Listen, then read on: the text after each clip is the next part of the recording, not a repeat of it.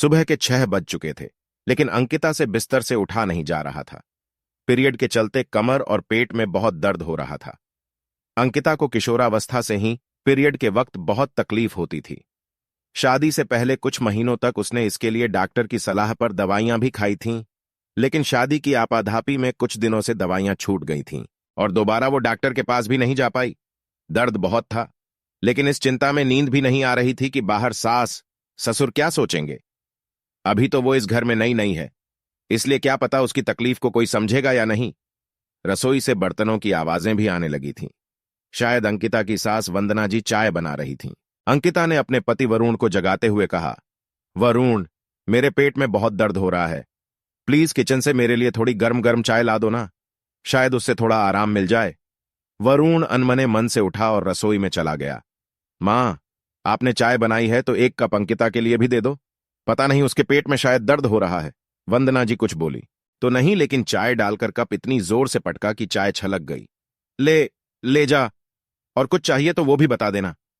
वरुण चुपचाप चाय लेकर कमरे में चला गया। वंदना जी ने इतनी जोर से बोला था कि कमरे में अंकिता को भी उनकी आवाज सुनाई पड़ गई थी। 2 घूंट चाय पीकर वो जैसे तैसे उठी और नहाकर बाहर आई। वंदना जी उसे तीखी नजरों से देख रही थीं।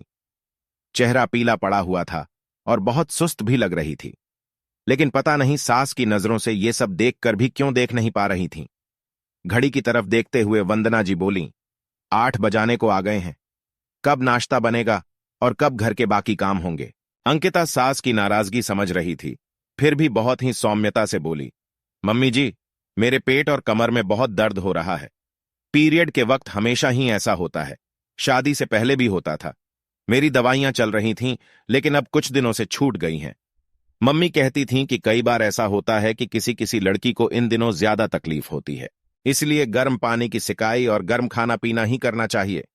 तुम्हारी मम्मी ने तुम्हें यह सब तो सिखा दिया, पर नहीं सिखाया कि ससुराल में किस तरह रहना होता है, कि बहू पर अपने घर परिवार की जिम्मेदारी भी होती है। वंदना जी थोड़े कड़क स्वर में बोली, हाँ मम्मी जी, मेरी मम्मी ने यह सब भी सिखाया है, लेकिन साथ में यह भी सिखाया है कि यदि ससुराल में तुम्हें कोई तकलीफ हो तो अपनी सासू मां को जरूर बताना, क्योंकि वो भी इन स्थितियों से गुजर चुकी हैं। उन्होंने भी अपने जीवन में बेटी, बहू, पत्नी और मां की भूमिका निभाई है, और इन सबसे पहले वो एक औरत हैं। कोई समझे या ना समझे, लेकिन एक औरत दूसरी औरत की तकलीफ जरूर समझेगी, इसलिए वो तुम्हारी तकलीफ को भी जरूर समझेंगी। अंकिता नजरें झुकाकर बोल रही थी और उसकी आवाज भर्रा रही थी। अंकिता की बात सुनकर वंदना जी की गर्दन भी झुक गई। उन्हें अपने रूखेपन पर शर्मिंदगी हो रही थी। सच ही तो कह रही थी अंकिता, यदि एक औरत ही दूसरी औरत की तकलीफ नहीं समझेगी तो कौन समझेगा। उन्होंने अंकिता का हाथ पकड़कर उसे अपने पास बैठाया और बोली, तेरी मां बिल्कुल सही कहती है बहू, मैं ही भूल गई थी कि बहू को भी सच में तकलीफ हो सकती है। तू आराम कर और घर के कामों की चिंता मत कर। तेरे आने से पहले भी तो इस घर में काम होता था, तो अब भी हो जाएगा।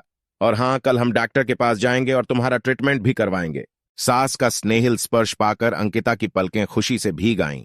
दोस्तों, ये सच है कि यदि परिवार की औरतें एक दूसरे की भावनाओं और तकलीफों को समझकर एक दूसरे को सपोर्ट करें तो उनकी आधी तकलीफ खुद ही कम हो जाती है। आपको मेरा ये वीडियो कैसा लगा, हमें कमेंट बॉक्स में जरूर बताएं। साथ ही वीडियो पसंद आने पर चैनल को लाइक और शेयर करना ना भूलें।